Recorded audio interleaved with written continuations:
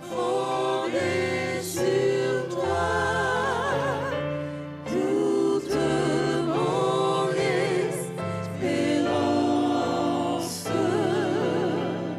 sont les seuls biens que désire mon cœur. Fondé sur toi, toute mon espérance sont les seuls biens que désire mon cœur.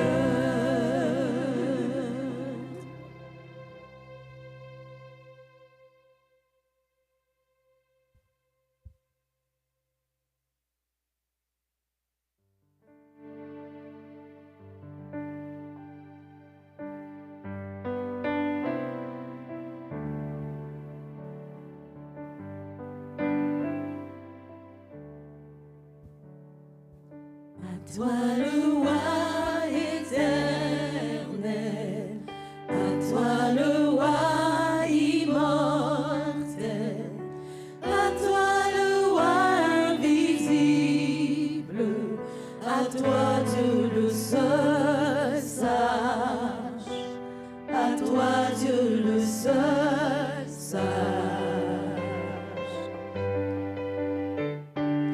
À toi le roi éternel, à toi le roi immortel, à toi le roi invisible, à toi Dieu le seul sage,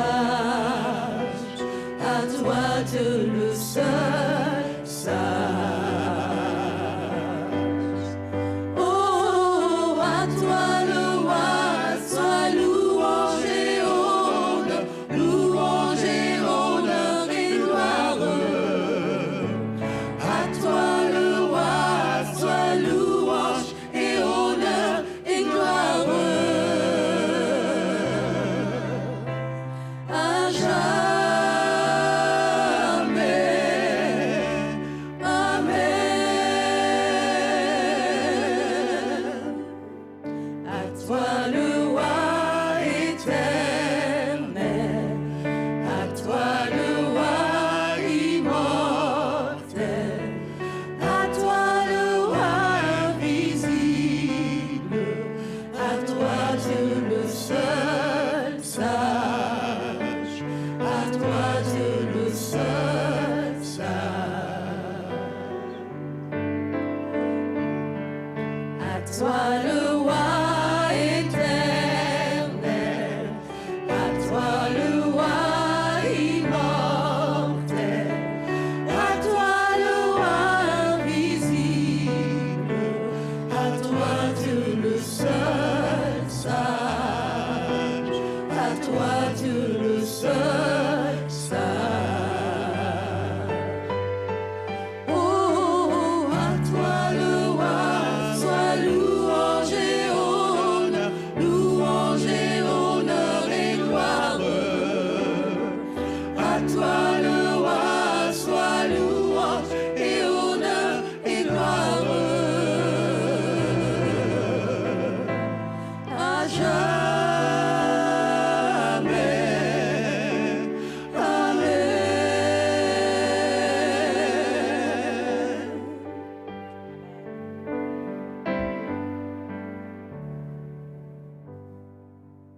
Merci pour la quoi, Seigneur?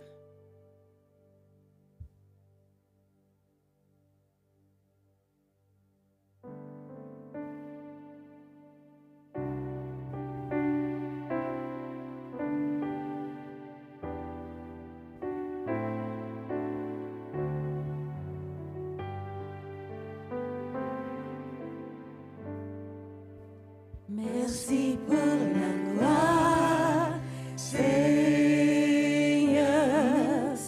Merci pour le bris précieux.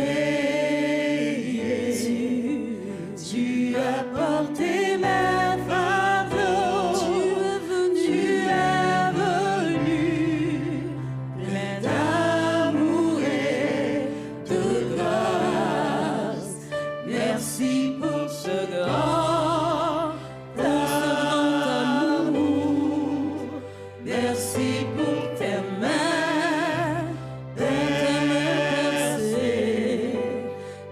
lavé dans ton sang précieux.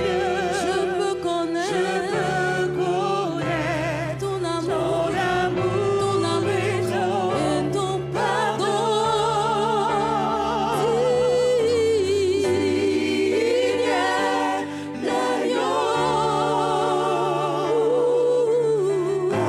assis sur le trône, couronné de mille couronnes. Tu es victorieux. Tu es élevé. Oui, tu es élevé au plus haut des cieux. Le Fils de Dieu crucifié.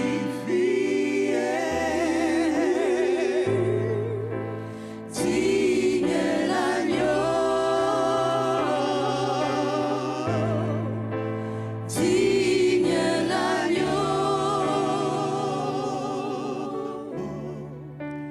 Merci pour la gloire. Merci pour la gloire, Seigneur.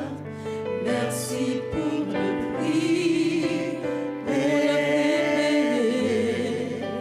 Tu as porté mes fardeaux. Tu es venu, plein d'amour et de grâce. Merci pour ce grand amour.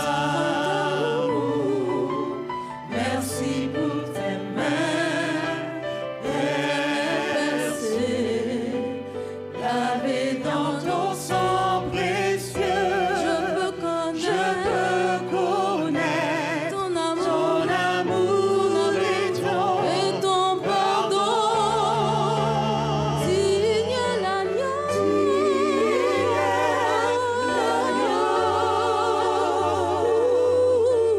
assis sur le trône,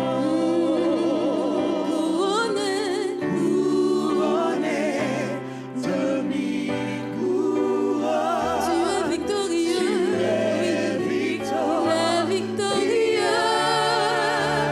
Tu es élevé. Oui, tu es élevé au plus haut des cieux.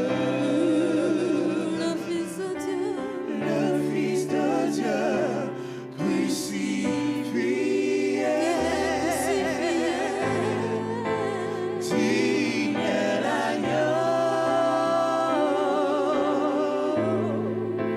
Digne l'agneau.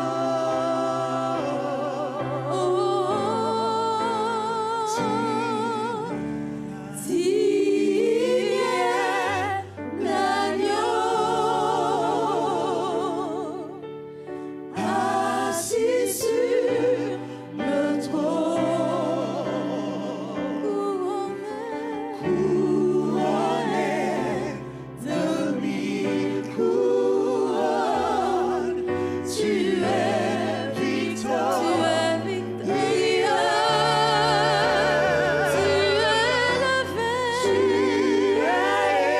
Oui, tu es élevé au plus haut des cieux. Le Fils de Dieu crucifié.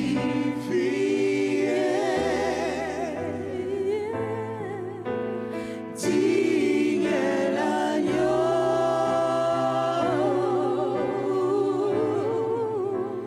Digne l'agneau.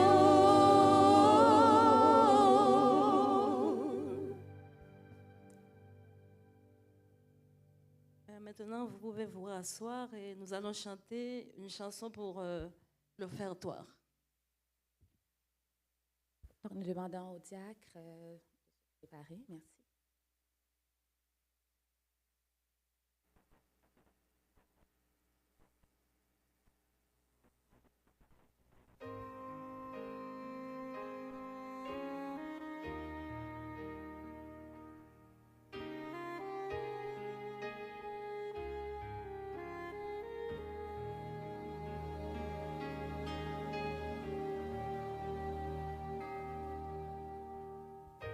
Dieu et seulement Dieu créa ces choses que nous appelons nôtres. Du plus grand au plus petit, la gloire ne revient qu'à Dieu et seulement Dieu. Dieu et seulement Dieu nous révèle les choses inconnues. Aucune notre puissance ne peut changer ses plans, car Dieu est seulement Dieu. Dieu est seulement Dieu est vraiment digne de recevoir la gloire. Que tous ceux qui respirent élèvent ses louanges à Dieu et seulement Dieu.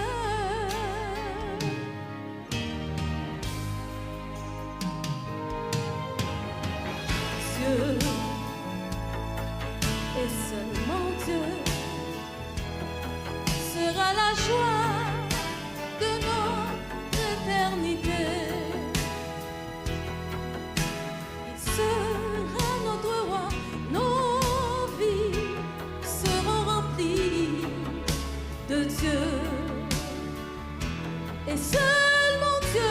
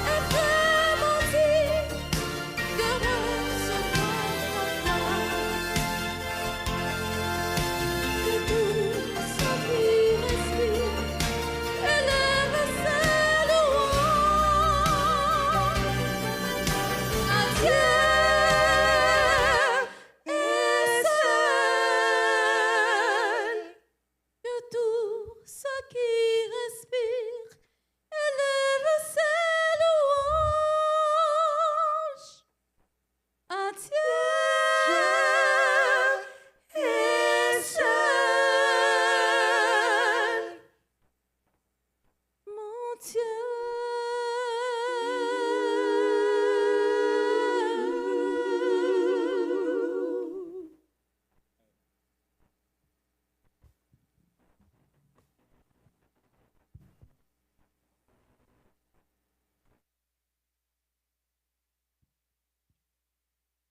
L'Église est priée de s'agenouiller pour la prière pastorale.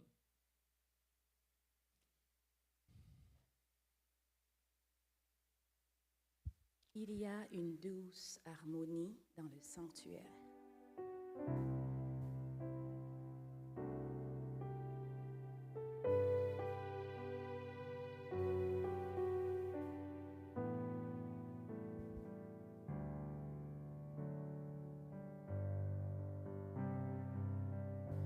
Il y a une douce harmonie dans le sanctuaire.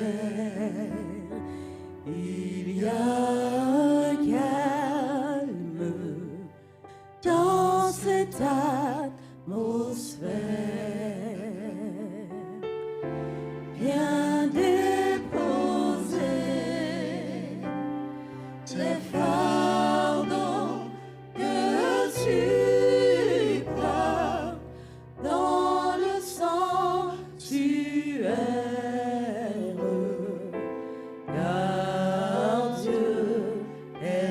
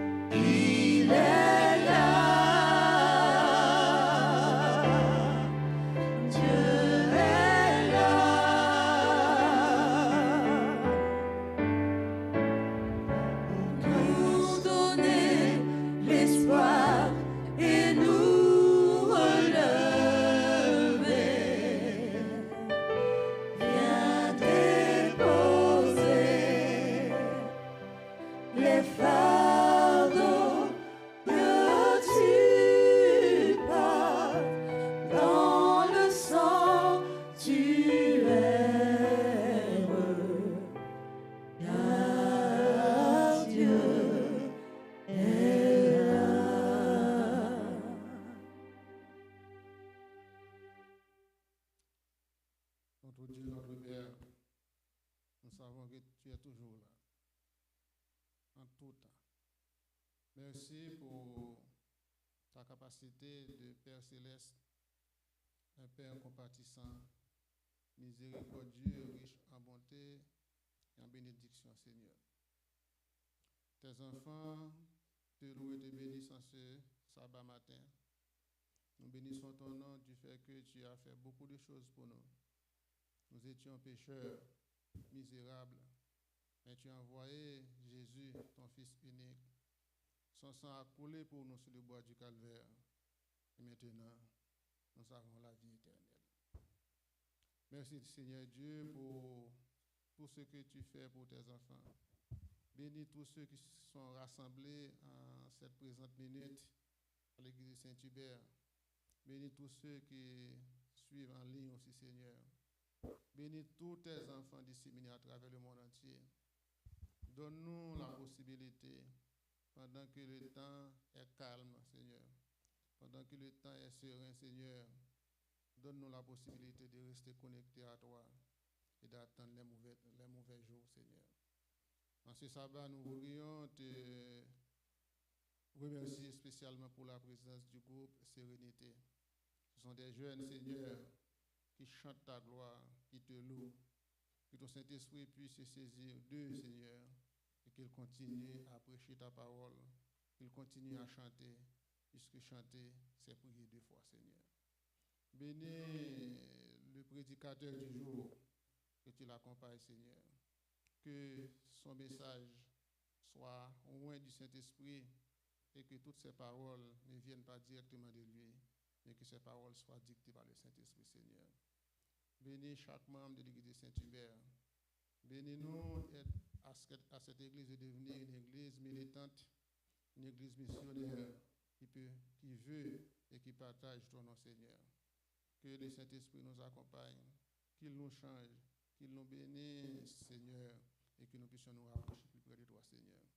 Bénis les différentes administrations, le corps pastoral de l'Église, le corps anciennat, tous les différents comités, tous les différents départements, que nous puissions travailler de façon à avancer avec ton Église, Seigneur.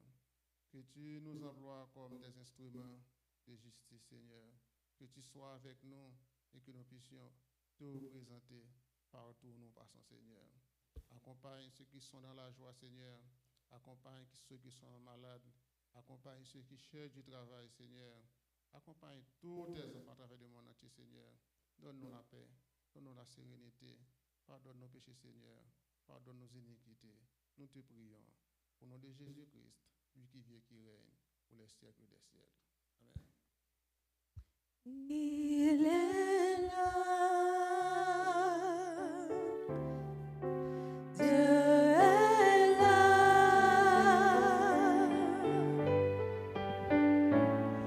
pour nous donner l'espoir et nous relever. Viens déposer les fardeaux que tu portes dans le sanctuaire, car Dieu est là.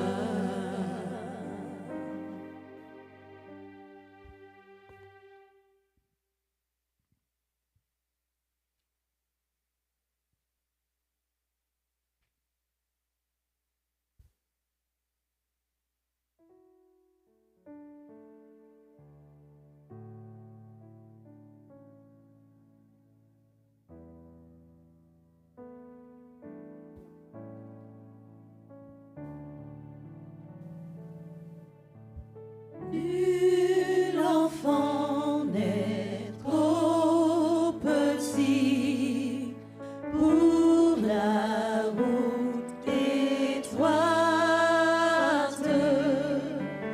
Quand le Seigneur l'y conduit, marchons à sa droite.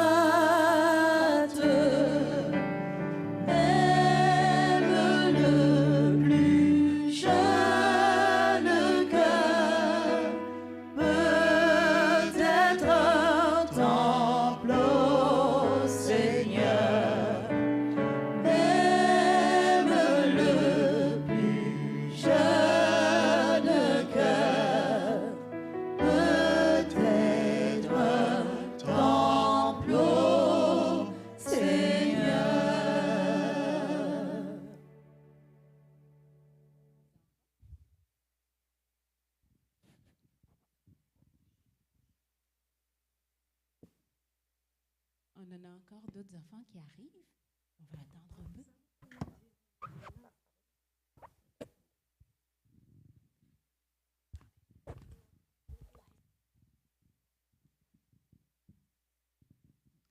Bonjour les amis. Bonjour les amis.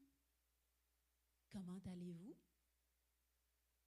Pour moi aussi, ça va bien. On va attendre que les enfants s'asseyent. Allez, allez vous asseoir.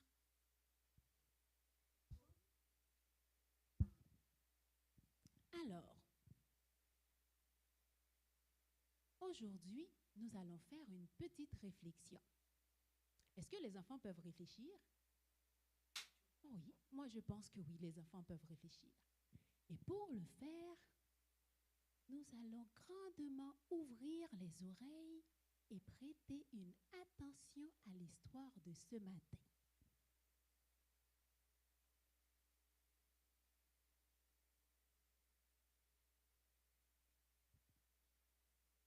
Un jour, dans la Bible, on nous raconte que les gens voulaient amener des enfants voir Jésus. Mais ils voulaient amener les enfants voir Jésus pour que Jésus puisse les bénir et prier pour eux. Vous savez ce qui s'est passé? Les disciples les ont repoussés. Jésus était occupé avec des adultes en train de les entretenir. Et les disciples pensaient que les enfants voulaient déranger Jésus. Et regardez ce qu'ils ont fait. Regardez-moi. Que faites-vous ici, les enfants? Allez-y, ne venez pas déranger Jésus. Il est occupé en train d'entretenir des adultes. Allez, allez jouer. Allez jouer ailleurs. Mais est-ce que les enfants pouvaient venir voir Jésus? Pourquoi est-ce que les enfants peuvent aller voir Jésus? Pourquoi est-ce qu'on peut vouloir voir Jésus? Je vais te donner un exemple. Peut-être qu'on veut écouter les histoires de Jésus. Ou peut-être qu'on veut être béni de Jésus ou que Jésus prie pour nous. Ou seulement juste être proche de Jésus. Lui faire un câlin. Les enfants aussi voulaient écouter les histoires de Jésus. Ah, on peut être proche de Jésus. Mais les disciples les avaient repoussés. Mais heureusement, Jésus l'avait remarqué. Et vous savez ce que Jésus a fait? Il a réprimandé les disciples. Il leur a dit, laissez venir à moi les petits enfants, car le ciel aussi est à eux. Le ciel est aussi aux enfants. Donc Jésus voulait être proche des enfants. Non seulement les enfants voulaient être proches de Jésus, mais Jésus aussi, il veut être proche de vous. Et vous savez pourquoi? Parce que Jésus aime les petits enfants aussi. Il veut être avec les adultes, mais il aime aussi être proche des petits enfants. Donc nous aussi, en tant que petits enfants, on peut aller vers Jésus parce que Jésus est content d'être proche de nous. Et quand on est proche de Jésus, vous savez ce qui arrive? On est transformé. Si on était des enfants méchants, ben on devient des enfants gentils. Notre cœur est changé. On est plus obéissant. On écoute mieux quand on est proche de Jésus. Quand Jésus est proche de nous, il change notre cœur et on reflète l'image de Jésus. Ça me rappelle l'histoire de quelqu'un. Vous vous rappelez de ce monsieur sur l'arbre qui voulait voir Jésus? Zachée voulait lui aussi voir Jésus. Et quand Jésus a rencontré Zachée et est entré dans sa maison, il est entré dans son cœur. Il a changé la vie de Zachée. Il n'était plus la même personne. Zachée était transformé. Il était devenu quelqu'un de gentil. Il était devenu un peu plus respectueux envers les autres. Parce que Zachée, Jésus l'avait changé. Et Jésus qui veut voir les petits-enfants peut changer lui aussi les petits-enfants. Il peut être proche de nous parce qu'il est content d'être proche de nous. Donc nous, en tant qu'enfants, on peut se rapprocher de Jésus et Jésus aussi, il est content de se rapprocher de nous. On peut aller le trouver pour être béni de lui et pour être transformé de lui. Ça me rappelle une petite chanson. Je suis sûre que vous la connaissez. On va la chanter ensemble. On invite l'église aussi, si vous connaissez la chanson, de chanter avec nous. Si le musicien aussi peut nous accompagner. Toc, toc, toc, quelqu'un frappe à ma porte. On va suivre. On va suivre la cadence. On écoute. Toc, toc, toc. Quelqu'un frappe à ma porte. Toc, toc, toc. Quelqu'un voudrait entrer. C'est le mal qui veut prendre une place. Qu'est-ce qu'on lui dit? Non, non, non. Mon cœur, il est fermé. On écoute. Chut. Toc, toc, toc. Quelqu'un frappe à ma porte. Toc, toc, toc. Quelqu'un voudrait entrer. C'est Jésus qui veut toute la place. Qu'est-ce qu'on lui dit? Oui, oui, oui. Seigneur, tu peux entrer. Est-ce que quelqu'un veut prier pour nous? Est-ce qu'on a un ami qui veut prier pour nous? Un ami qui veut parler avec Jésus? Viens-t'en, je vais t'aider. Ah, on a 2 amis. Venez. On va commencer ici, ensuite on pourra aller ici. On commence avec toi. Merci Jésus. Avec nous. C'est nous. Jésus. Amen. Ton tour. Merci mon Dieu pour la journée que tu vas donner. Amen. Amen. Amen. Qui, mon histoire est finie. On peut retourner à la place. Toc, toc, toc. Quelqu'un frappe à ma porte. Toc, toc, toc. Quelqu'un voudrait entrer. C'est Jésus qui veut prendre une place. Oui, oui, oui. Seigneur, tu peux entrer.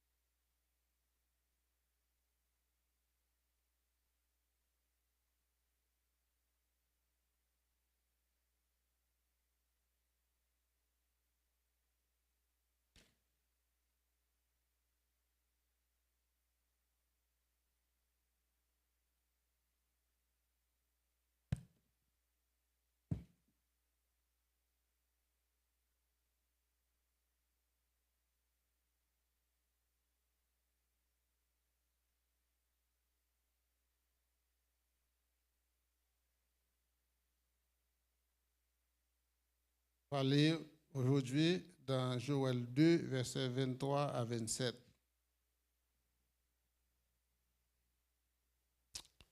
Joël 2, versets 23 à 27. Et vous, enfants de Sion, soyez dans l'allégresse et réjouissez-vous en l'Éternel votre Dieu, car il vous donnera la pluie en son temps. Il vous enverra la pluie de la première et de l'arrière-saison. Comme autrefois, les airs se rempliront de blé et les cuves regorgeront de mou et d'huile. Je vous remplacerai les années qu'ont dévoré la sauterelle, le jéquel, le Assil et le Gazam, ma grande armée que j'avais envoyée contre vous. Vous mangerez et vous rassasierez, et vous célébrerez le nom de l'Éternel, votre Dieu, qui aura fait pour vous des prodiges, et mon peuple ne sera plus jamais dans la confusion, et vous saurez que je suis au milieu d'Israël, que je suis l'Éternel, votre Dieu, et qu'il n'y en a point d'autre, et mon peuple ne sera plus jamais dans la confusion. Amen.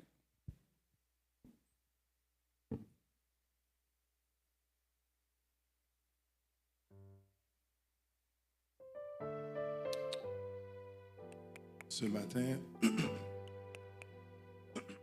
lors de l'école du sabbat, les discussions étaient un peu échaudées. Il y avait plusieurs personnes qui exprimaient la crainte de se trouver dans une situation difficile. Et qu'est-ce qu'elle aurait fait dans cette situation difficile?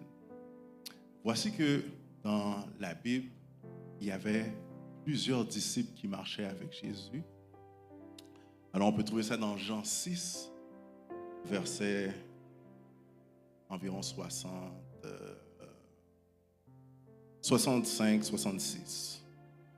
Mais ces disciples qui marchaient avec Jésus, ils étaient plusieurs. Il y avait les 12 disciples que nous connaissons, mais il y avait plusieurs autres disciples qui marchaient aussi avec Jésus. Mais Jésus avait dit certaines paroles qui étaient difficiles pour eux de comprendre.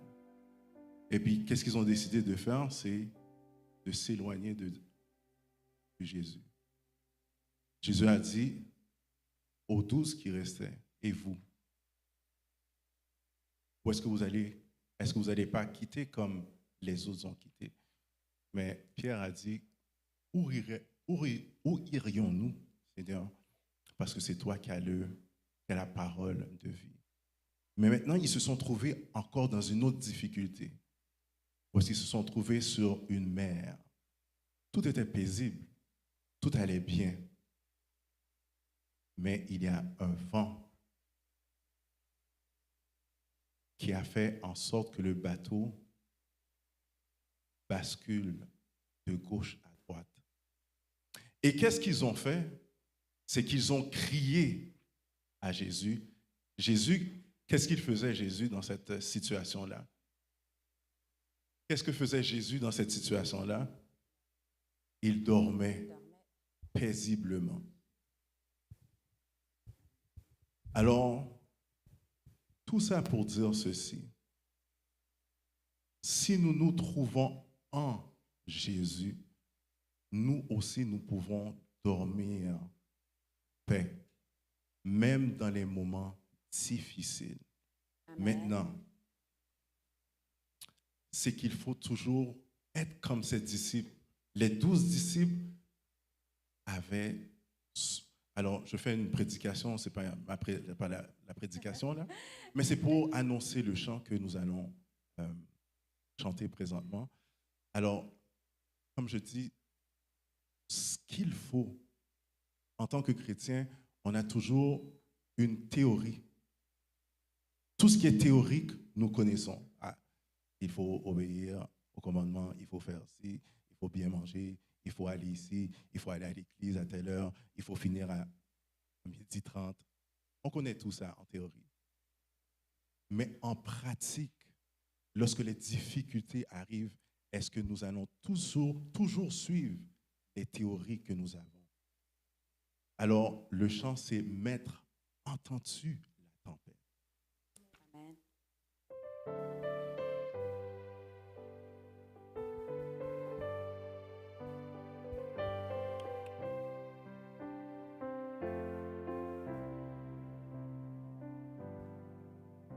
Maître, la tempête se lance, s'évade autour de nous.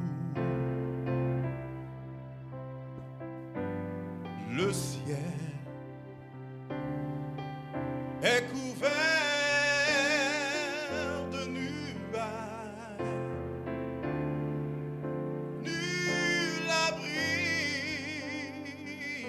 l'abri autour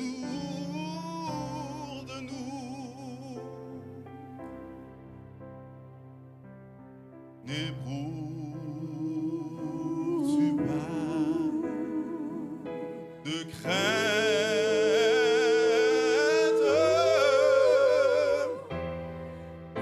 que tu as pas dormi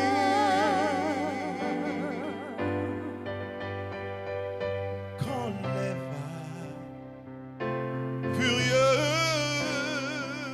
menacent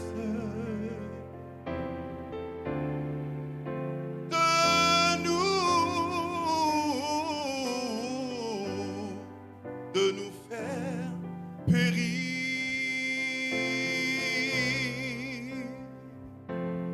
Le vent, la mer m'obéissent tous.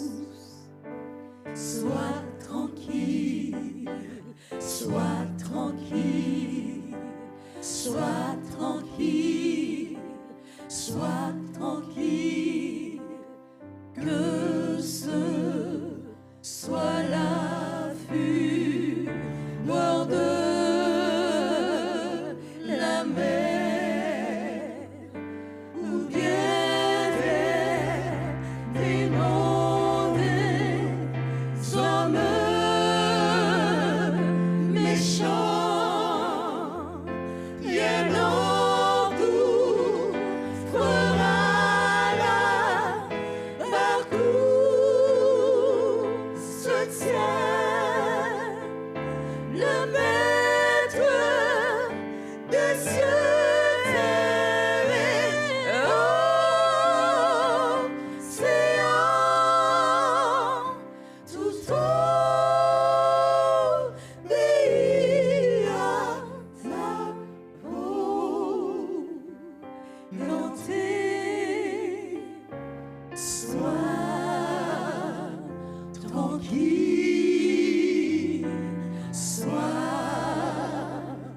tranquille, tout obéit à ma volonté. Sois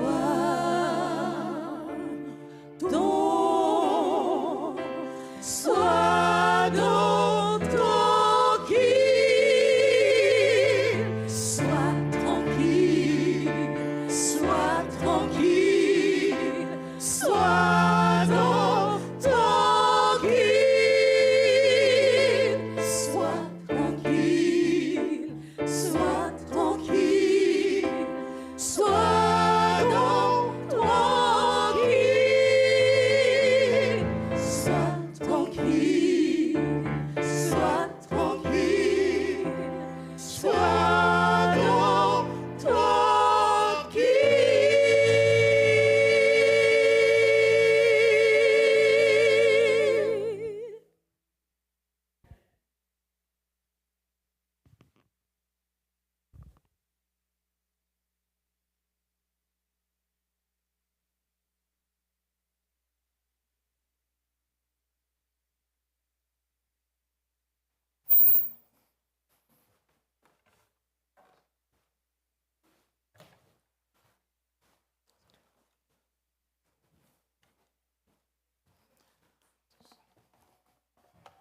Bonjour frères et sœurs, bon sabbat.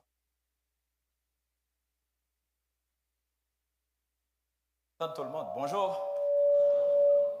Et bon sabbat dans le Seigneur.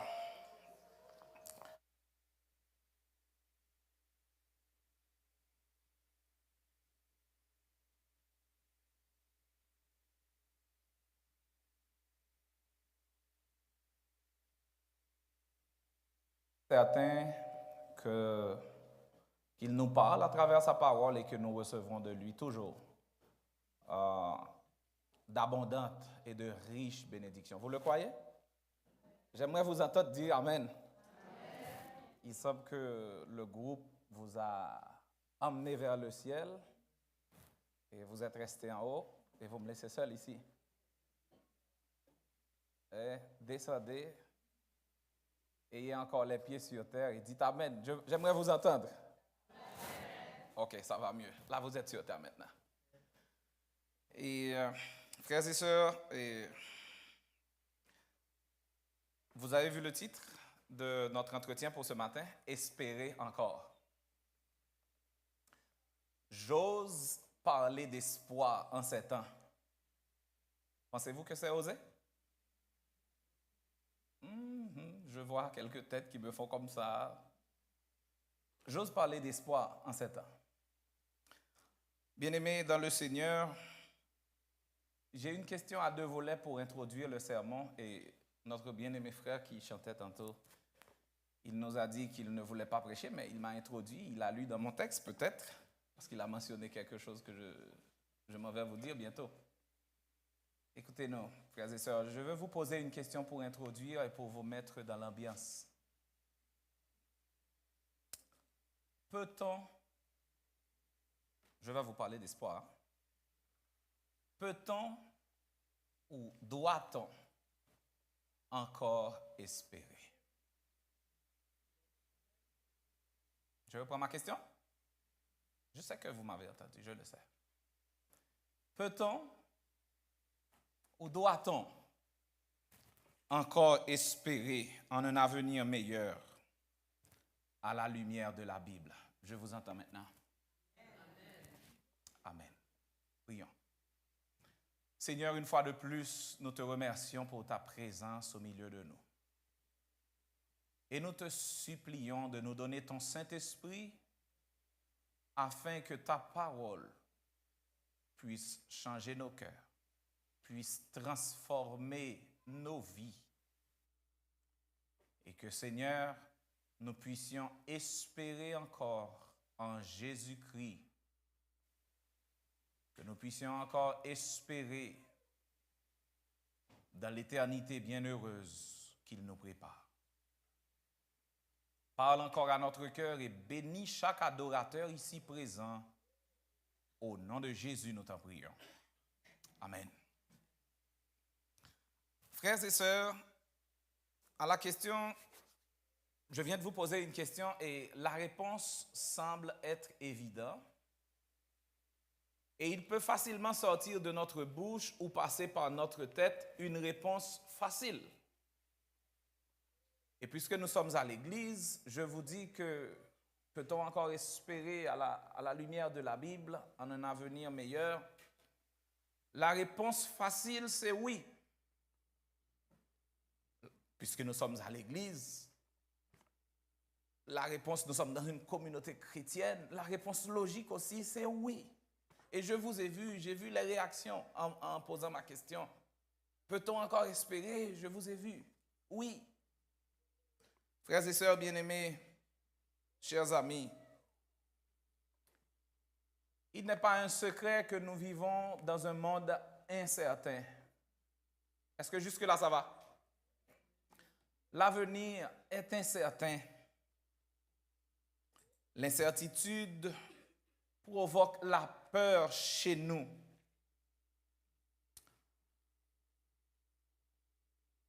La destruction. Voulez-vous juste regarder autour de vous, bien entendu, dans vos pensées? Pensez à ce qui se passe dans le monde autour de nous. Pensez aux événements inattendus dans la vie. Pensez à ce qui se passe autour de nous, frères et sœurs. Je vous parle des événements inattendus dans la famille, dans la société, au niveau de l'environnement, partout dans le monde. Pensez, quand je vous parle d'événements inattendus, pensez à la maladie soudaine. Pensez à la mort. Pensez au décès d'un être proche, d'un être cher. Pensez à une perte importante. Pensez à une perte d'emploi. Pensez à une séparation difficile dans la famille. Pensez à un divorce. Pensez. Et vous allez voir, frères et sœurs, effectivement, tout est incertain autour de nous. Et je continue et j'insiste, peut-on encore espérer, en pensant à toutes ces choses, peut-on encore espérer en un avenir meilleur? Frères et sœurs bien-aimés, pensez à la fin. Pensez aux plans échoués. Pensez aux rêves évanouis. Pensez à la déception générale. Parce que je ne peux pas deviner la situation dans laquelle vous vous trouvez ou la situation d'un proche. Mais pensez à cette situation. Pensez à ce panorama sombre que je vous décris. Et je vous assure que c'est quelque chose de réel. C'est réel, c'est présent. Mais je vous dis en ce matin, au nom de Jésus, tout n'est pas fini. Nous pouvons espérer encore. Amen. Le Seigneur, bien-aimés, frères et sœurs, manifestera encore sa puissance. Le Seigneur veut encore démontrer qu'il est le maître du monde, maître des situations et maître des événements. Alors je vous dis, frères et sœurs bien-aimés, en ce sabbat matin, espérez encore. Dans Joël chapitre 2, nous avons lu un texte. Je vais juste utiliser ce texte, évidemment, je vais juste le lire. Je ne vais pas rentrer dans les détails. Et justement, laissez-moi vous dire quelque chose. Il y a un mois environ, j'ai utilisé ce même texte. Et j'ai utilisé ces quelques versets ici. Et justement, ce jour-là, il pleuvait. Le texte parle de la pluie. Il est vrai, c'est un autre contexte. Aujourd'hui encore, je me propose de citer le texte et je vois qu'il pleut. Coïncidence? OK.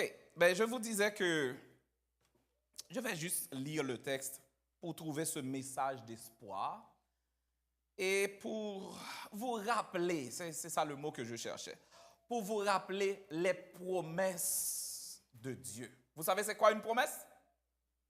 Allô? Parfait. Écoutez, je me propose de lire aussi à partir du verset 21. Terre. Je vous ai présenté un environnement, un panorama sombre. Mais je vais vous dire autre chose. Je vais plus loin tantôt. Et je m'empresse de le faire. Au verset 21, je lis dans Joël chapitre 2. Écoutez ce qu'il dit. Terre, ne crains pas. Sois dans l'allégresse et réjouis-toi, car l'Éternel fait de grandes choses. Moi, je dis Amen. Verset 22 maintenant, écoutez bien. Bêtes des champs, ne craignez pas, car les plaines du désert reverdiront, car les arbres porteront leurs fruits. Le figuier et la vigne donneront leur richesse. Verset 23. Et vous, enfants de Sion, soyez dans l'allégresse et réjouissez-vous en l'Éternel, votre Dieu, car il vous donnera la pluie en son temps. Il vous enverra la pluie de la première et de l'arrière-saison comme autrefois. Je fais un saut vers le verset 27. Vous avez déjà lu le texte ce matin. Et vous saurez que je suis au milieu d'Israël, que je suis l'Éternel, votre Dieu, et qu'il n'y en a point d'autre. Et mon peuple ne sera plus jamais dans la confusion. Que toute la gloire soit à Dieu. Frères et sœurs bien-aimés, chers amis, à la lumière de la Bible et de la parole de Dieu, nous savons que nous pouvons espérer encore en ce Dieu fidèle. Il y a un chant que nous aimons exécuter ici à l'église qui nous dit « Quand le vol de la tempête... » Allez-y, aidez-moi, c'est permis. Merci, vous êtes là, vous pouvez même chanter si vous voulez. Quand le vol de la tempête vient assombrir, allez-y, ne me laissez pas seul, vient assombrir ton ciel bleu, au lieu de baisser la tête, je change le mot, espérer encore en l'Éternel. Au lieu de baisser la tête, comptez les bienfaits de Dieu. Je vous amène sur un terrain, vous allez être surpris tantôt. Et face au désespoir, frères et sœurs, face aux situations difficiles, espérez en Dieu, comptez, nous dit le chant, comptez sur l'Éternel, comptez les bienfaits de Dieu. Un autre chant que nous exécutons, je l'ai entendu même ce matin, ainsi souvent dans la vie, l'orage assombrit nos cœurs. Bien que pour nous Jésus prie, Jésus est aussi prêt à calmer nos terreurs. Nous devons espérer, nous devons compter sur sa tendresse parce que son cœur ne change pas. De sa brebis en détresse, il est toujours le berger. Donc espérez encore, frères et sœurs. Mais je vous ai dit, mon frère, vous avez parlé de théorie et ça m'a touché parce que vous avez lu dans mon texte. Écoutez bien, c'est facile de dire ce que je suis en train de dire. Comptez les bienfaits de Dieu, comptez sur Dieu, espérez encore, c'est facile à dire. Et pourtant, frères et sœurs, face à la réalité de tous les jours, face à l'adversité, généralement nous perdons espoir. Vrai ou faux? Je vous ai dit au début, la réponse facile à ma question, c'est oui. Mais face à la réalité, quand l'adversité fait face, quand le vent est contraire, généralement, nous perdons espoir. Nous avons peur de faire face à des situations difficiles, frères et sœurs. Écoutez, l'armée de l'Éternel, l'armée d'Israël, savait pertinemment qu'elle devait compter, qu'elle pouvait compter sur Dieu. Et pourtant, face aux menaces, face aux insultes du géant Goliath, ils étaient là depuis quelques jours. Ils tremblaient, ils avaient peur, ils ne pouvaient pas avancer. Ça, c'est votre réalité, ça, c'est ma réalité. Ça, c'est notre réalité, frères et sœurs. Face à ce géant intimidant, nous avons peur. Nous avons généralement peur. Nous savons pertinemment qu'il faut compter sur Dieu. Et je vous ai mentionné ces gens, ces soldats de l'armée de l'Éternel qui avaient peur en face de Goliath. Frères et sœurs bien-aimés, je vous amène sur un autre terrain. 2 disciples. 2 disciples, je suis dans Luc 24, qui allaient dans un village nommé Emmaüs.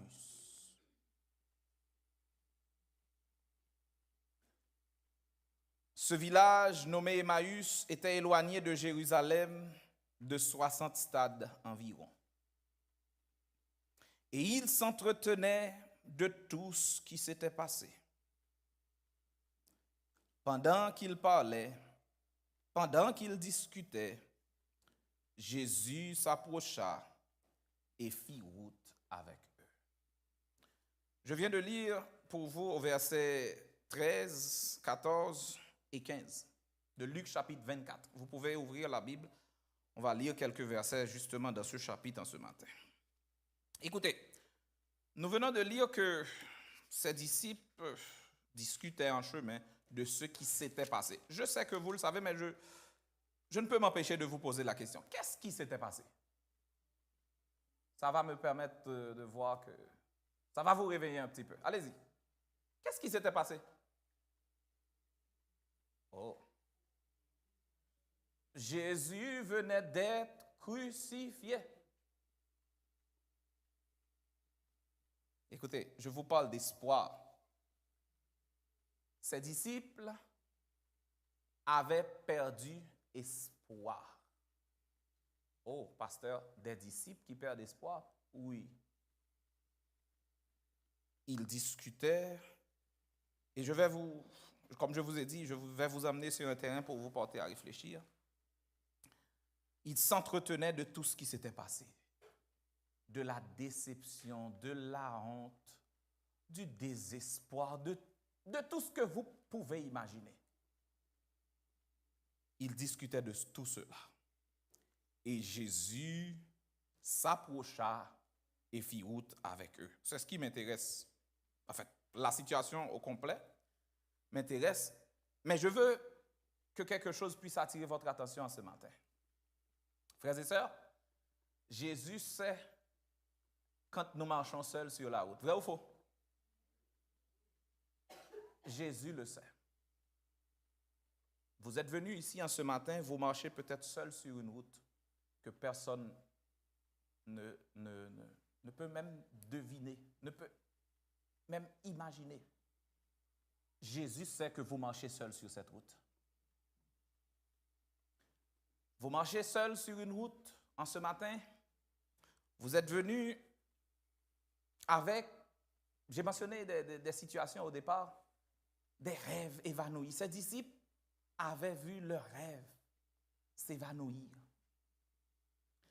Des plans échoués, frères et sœurs. Jésus s'approcha pour faire route avec eux, pour les accompagner dans leur solitude. Jésus sait que vous êtes venus ici, que votre famille marche seule sur une route. Jésus sait que l'incertitude économique qui règne dans le monde actuellement, Jésus le sait. Jésus sait par les situations dans lesquelles nous passons, frères et sœurs. Et Jésus s'approche pour faire route avec nous. Il sait quand nous marchons seuls sur le chemin. Frères et sœurs, autre chose qui m'intéresse, et là je veux que vous ayez la Bible en main, je veux que vous ayez l'esprit grand ouvert. Écoutez bien, ces disciples faisaient un voyage à pied. On est clair? On est d'accord? De quelle ville à quelle ville? Là, je pose la question juste pour vous réveiller. C'est clairement dit dans le texte. Juste regardez votre Bible. De Jérusalem, merci Kwame, à Emmaüs. Écoutez, la Bible nous dit, c'était, on parle d'éloigné, mais écoutez, c'était juste 60 stades. 60 stades, pour nous, ça ne dit rien. Prenez votre cellulaire et regardez une chose. 60 stades, c'est environ 11 à 12 kilomètres. Ce n'est pas beaucoup. Sur une autoroute, plus ou moins 6 minutes si on respecte les règles. Ici, et je veux vous mettre dans l'ambiance, 60 stades, 11 kilomètres. Si vous prenez le chemin Chambly, aidez-moi à me situer. Le chemin Chambly, c'est ici, en face de l'église. Vous continuez jusqu'au bout, jusqu'à la fin, vers la 132, ça fait 11 kilomètres. C'est juste ça. C'est juste ça, 11 kilomètres, 60 stades. Écoutez, pour aller à pied, ça prend 2 heures, ça fait 2 heures. Ce petit bout-là, si vous le faites sur le chemin Chambly avec les feux de circulation, ça vous prendra une vingtaine de minutes environ. Ce petit bout-là, il marchait de Jérusalem à Emmaüs. Mais là, je vous parle, on est au Québec, nous sommes dans la région des fameuses pistes, comment on les appelle, cyclables. Donc, facilement, avec cette condition ici, on peut marcher. Ça prendra 2 heures à pied pour faire ce petit bout de chemin. OK? Mais ces disciples qui se rendaient où ça encore? De Jérusalem à Emmaüs, n'avaient pas de piste cyclable. Donc, c'est beaucoup plus que 2 heures. Il y avait des rocs, des épines, des chemins difficiles. Tantôt, il fallait monter. À certains moments, il fallait monter. D'autres fois, il fallait descendre. Et si vous êtes habitué dans des chemins de campagne, de montagne, des fois, il faut tourner, il faut contourner certains obstacles. C'était ça la route. Mais nous acceptons que ces disciples étaient en train de marcher et ils ont passé environ 2 heures sur la route. Nous allons accepter ça de manière conventionnelle. Sur la route, ils étaient en train de discuter de ce qui venait de se passer. Et quelqu'un fit la route avec eux. Écoutez, frères et sœurs, avant de voir la réalité de ce quelqu'un de Jésus qui faisait route avec eux, mais je veux attirer votre attention sur Jérusalem. Jérusalem, c'était la cité de paix. OK? N'oubliez pas que je vous parle de désespoir et je vous amène sur ce terrain. Écoutez, Jérusalem, c'était la ville de paix, c'était un centre religieux, c'était un lieu de fête, de célébration religieuse, de rencontre avec Dieu, c'était un lieu de prière. Donc, quand ça allait mal ailleurs, on faisait quoi? On allait à Jérusalem pour prier. Quand ça allait mal partout, on allait à Jérusalem pour rencontrer les frères, pour prier, pour se réjouir. Et en revenant de Jérusalem, terminez pour moi la phrase, comment on se sent? On est édifié, on est bien, on n'est plus découragé, rempli d'espoir, vrai ou faux? Parce qu'on revient d'eux. Allez-y, allez-y, on revient de Jérusalem, on vient de prier, on vient de fêter, de rencontrer Dieu. Donc, on repart de Jérusalem avec le cœur content. Mais le texte me présente le monde à l'envers. Le texte me présente 2 disciples qui revenaient de la ville de paix, mais qui revenaient troublés. Qui revenaient d'un lieu de prière, d'un lieu où ils devaient rencontrer Jésus, où ils devaient rencontrer l'espoir. Ils revenaient troublés. Comment? Aidez-moi. Désespérés. Donc, Jérusalem, ce lieu de paix, est devenu un lieu de scandale. Le Seigneur, le Maître du monde, celui en qui on avait espéré, celui qui devait renverser les Romains, celui qui devait régner, vient d'être crucifié. Avez-vous déjà pensé à un plus grand désappointement que celui-ci? Un plus grand échec? Les rêves viennent de s'évanouir. Ces gens croyaient que Jésus allait régner. Vous vous souvenez la demande des fils de la mère des fils de Zébédée? Parce qu'on croyait que Jésus allait régner sur la terre. Mais quand tu seras dans ta gloire, quand tu seras établi comme moi, permets que mon fils, que l'un de mes fils soit ici, que l'autre soit ici. Parce que Jésus va régner. Et ce Jésus qui va régner vient d'être crucifié. Donc ce rêve, cette pensée, ça vient de s'évanouir. Les Romains les oppressaient, c'était le symbole du péché. Jésus est venu, le Fils de Dieu. Il vient mettre fin à tout cela. Et voilà que ça fait 3 jours qu'il vient d'être crucifié. Donc voilà la réalité de Jérusalem. Des fois vous venez, peut-être que vous venez à l'église, peut-être que vous mettez l'espoir dans quelqu'un, dans quelques personnes, dans un système. Et voilà que tout passe différemment, que ça tourne à l'envers. Frères et sœurs, ces gens disaient de Jésus, c'était un leader, c'était quelqu'un qui gagnait les cœurs des gens, c'était quelqu'un qui faisait du bien, c'était quelqu'un qui allait renverser les Romains et régner à leur place. Je vous ai dit, frères et sœurs, Jésus sait quand nous marchons tristes sur le chemin. Et généralement, il vient pour nous accompagner. C'était la réalité de ses disciples, désespérés. Et remarquez, à la fin, je vais vous montrer que, écoutez, ses disciples devaient revenir avec l'espoir de Jérusalem. Ils partent désespérés. Et plus tard, à la fin, vous allez voir qu'ils vont revenir pour amener l'espoir à Jérusalem. Mais après avoir rencontré Jésus. Je reviendrai là-dessus. Écoutez, frères et sœurs. Jésus, quand il veut intervenir, prêtez bien attention à ce que je dis. Je vois quelqu'un qui me fait comme ça, qui est peut-être d'accord ou qui dort déjà, mais écoutez, quand Jésus veut donner, il demande. Est-ce que c'est vrai ça? Vous pensez à la femme samaritaine? Vous pensez à la femme samaritaine? Jésus voulait donner de l'eau à cette femme, mais Jésus a fait quoi? OK. Jésus dit à ses disciples qui marchaient désespérés sur ce chemin, de quoi parlez-vous? Pourquoi êtes-vous si triste? Mais Jésus savait qu'il manquait un morceau du casse-tête. Jésus savait qu'il manquait un morceau. Jésus savait pertinemment que ces gens comprenaient mal l'histoire. Jésus va leur raconter l'histoire. Et voilà, si vous regardez verset 18, gardez bien la Bible ouverte et regardez au verset 18, par exemple, on nous dit que depuis au verset 16, ils avaient de la difficulté pour identifier cet homme qui marchait avec lui. Mais Jésus, au verset 17, maintenant, leur pose la question, de quoi entretenez-vous en marchant? De quoi? Pourquoi êtes-vous si triste? L'un d'eux, nommé Cléophas, verset 18 maintenant, on répond à la question. L'un d'eux, nommé Cléophas, lui répondit, es-tu le seul qui, séjournant à Jérusalem, ne sache pas ce qui est arrivé ces jours-ci? Quoi? Leur dit Jésus.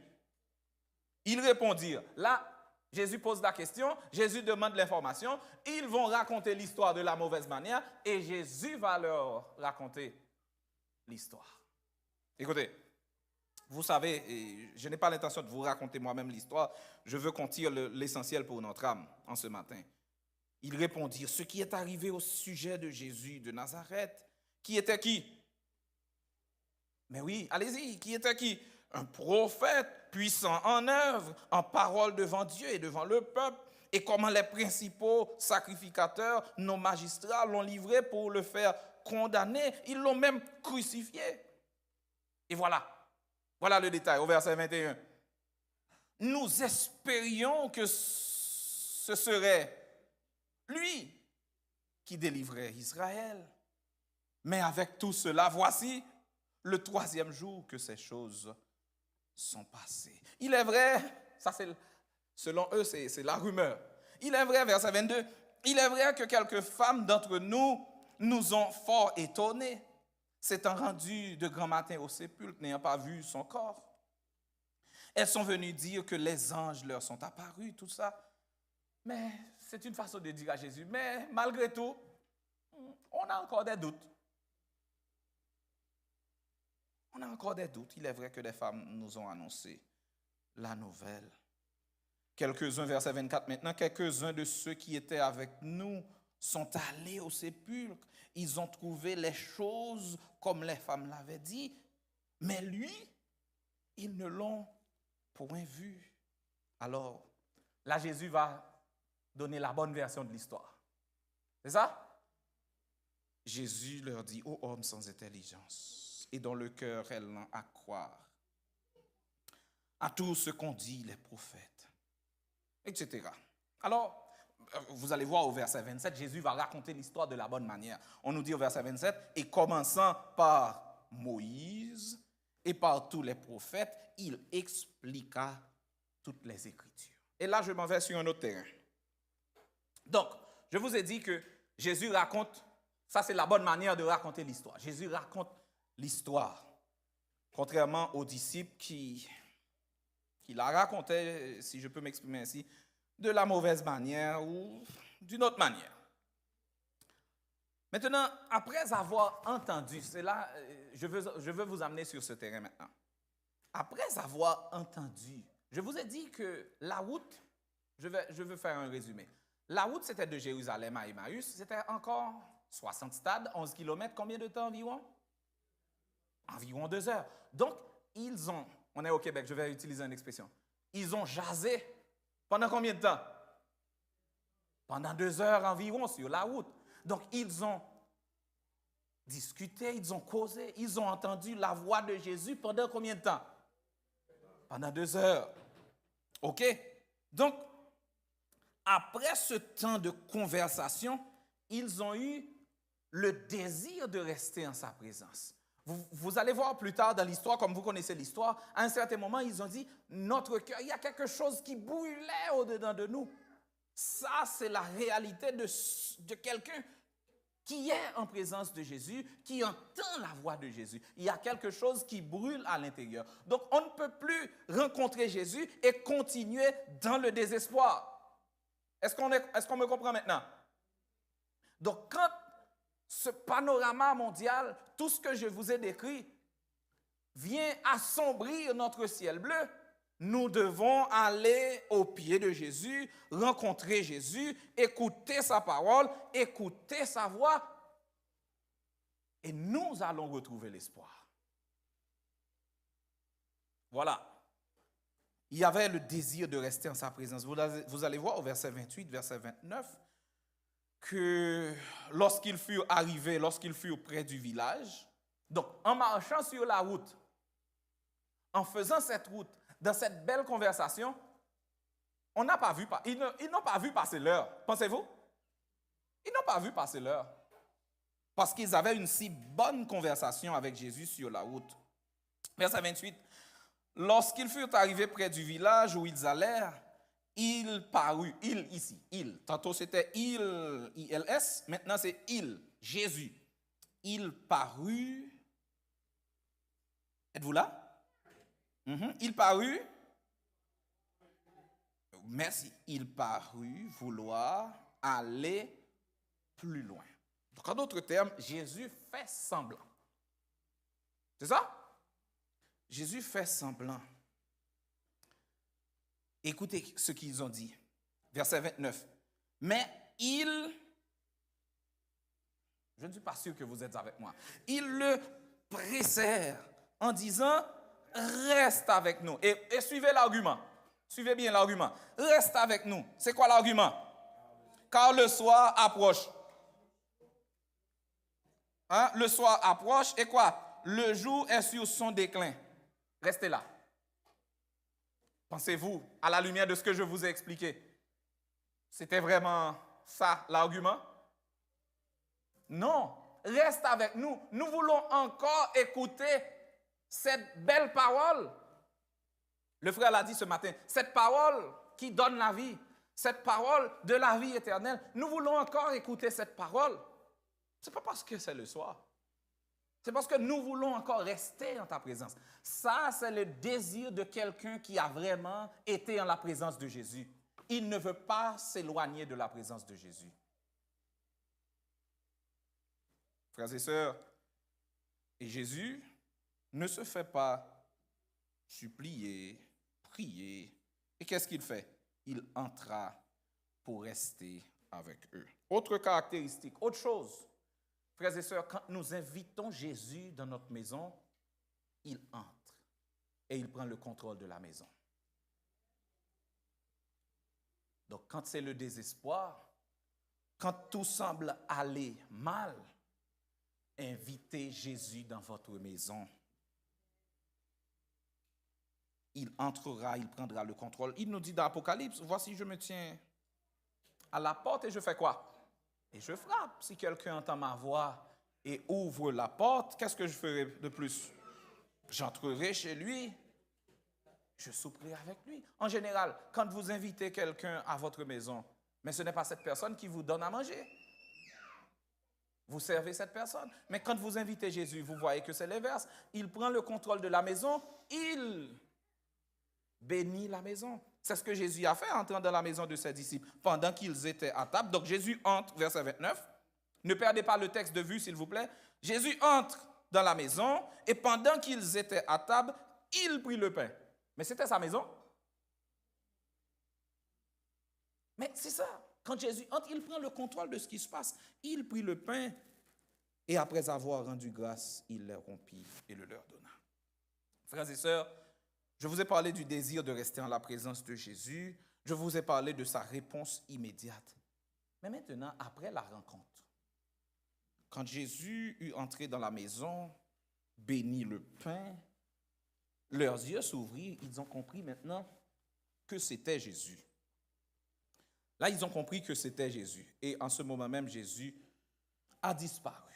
Écoutez, frères et sœurs, l'argument, je vous ai dit, ils ont dit à Jésus, rentre, reste avec nous parce que c'est le soir. C'est dangereux dehors. Vous savez qu'est-ce qu'ils ont fait quand ils ont compris que c'était Jésus? Ils ont pris la route, c'est ce que je vous disais au début, ils ont pris la route pour retourner où ça? Êtes-vous là? Ils ont pris la route pour retourner où ça? Au départ, ils étaient comment? Désespérés, tristes. C'était le jour. Maintenant, c'est le soir. Ils revenaient à Jérusalem comment? En courant, avec le cœur content, rempli d'espoir.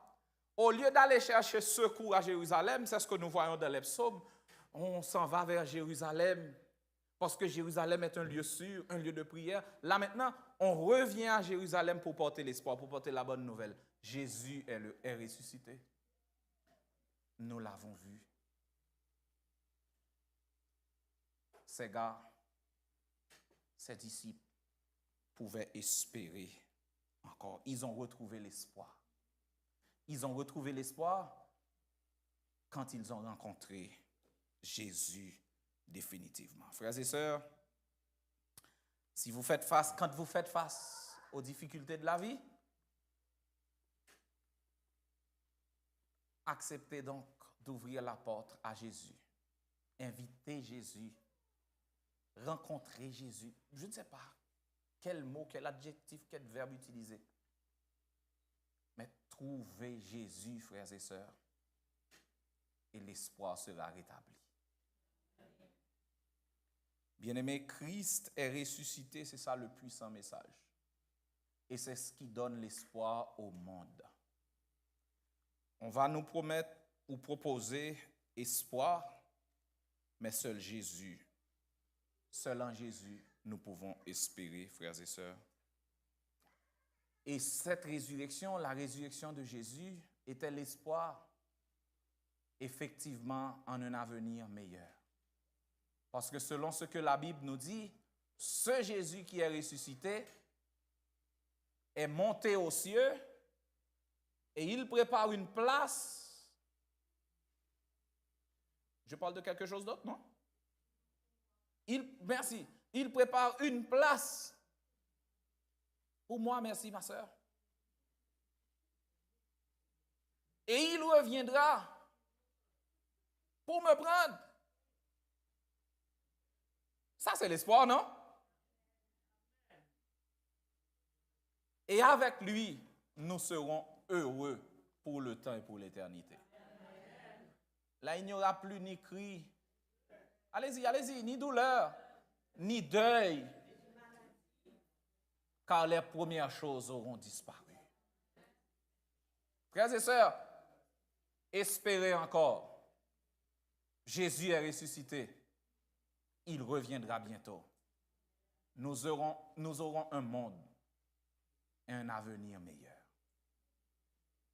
Là maintenant, je peux citer Jérémie. Si je vous parle d'espoir, je dois citer Jérémie. Que vous dit le Seigneur? Je connais les projets que j'ai formés sur vous. Ce sont des projets de paix et non de malheur, afin de vous donner un avenir et de l'espérance. Bien-aimés dans le Seigneur, espérez encore. Amen.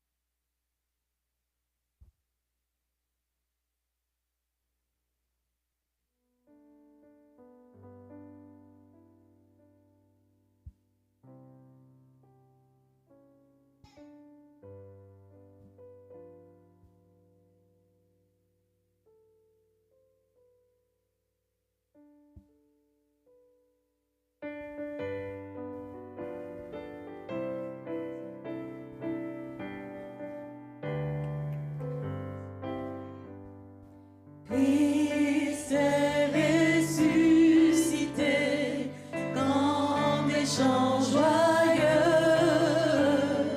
sans triomphant tout lieu.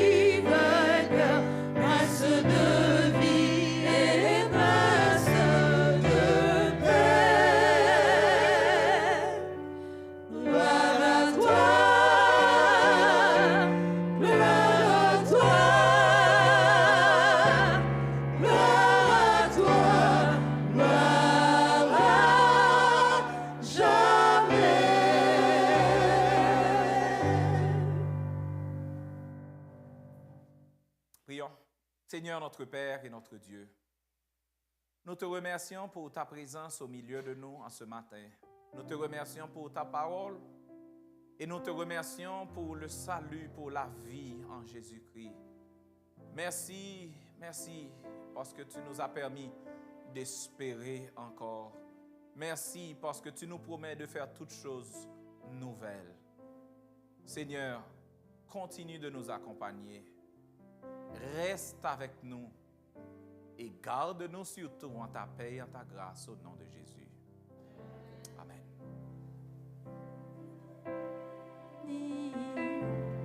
Et te garde, il rayonne sur toi, t'accorde sa grâce, ton Dieu se tourne vers toi, te donne la paix. Dieu te bénit et te garde, il rayonne sur toi, t'accorde sa grâce, ton Dieu se tourne vers toi, te donne la paix.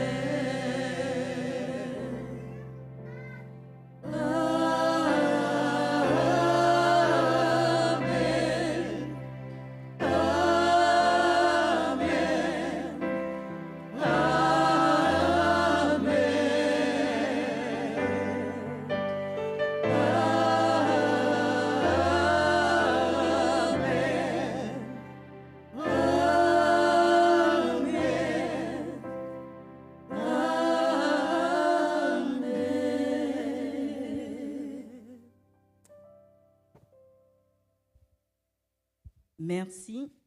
Nous avons un petit présent à vous faire pour vous remercier d'avoir mené les louanges ce matin. Alors j'invite les jeunes à venir. Ils ont un petit présent à vous faire.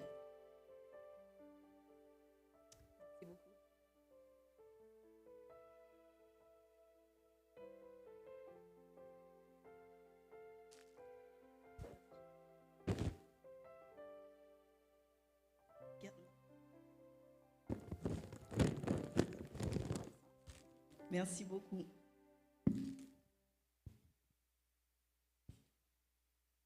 J'ai une dernière annonce avant votre départ.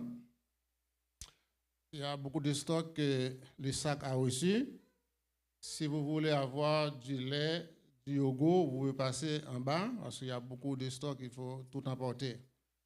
Mais concernant le groupe et les gens qui ont accompagné le groupe, ma femme a préparé une bonne collation pour vous. Vous pouvez descendre en bas pour participer à la collation. Mais je demanderai peut-être à un ou deux diacres de pouvoir aider Mona parce qu'il y a trop de choses qu'elle a préparées. Je ne pense pas qu'elle va pouvoir organiser la chose elle seule. Comme peut-être un ou deux diacres peuvent accompagner Mona pour pouvoir mettre les tables et les chaises comme ça pour accueillir les chantres. Merci et bon sabbat. Merci beaucoup.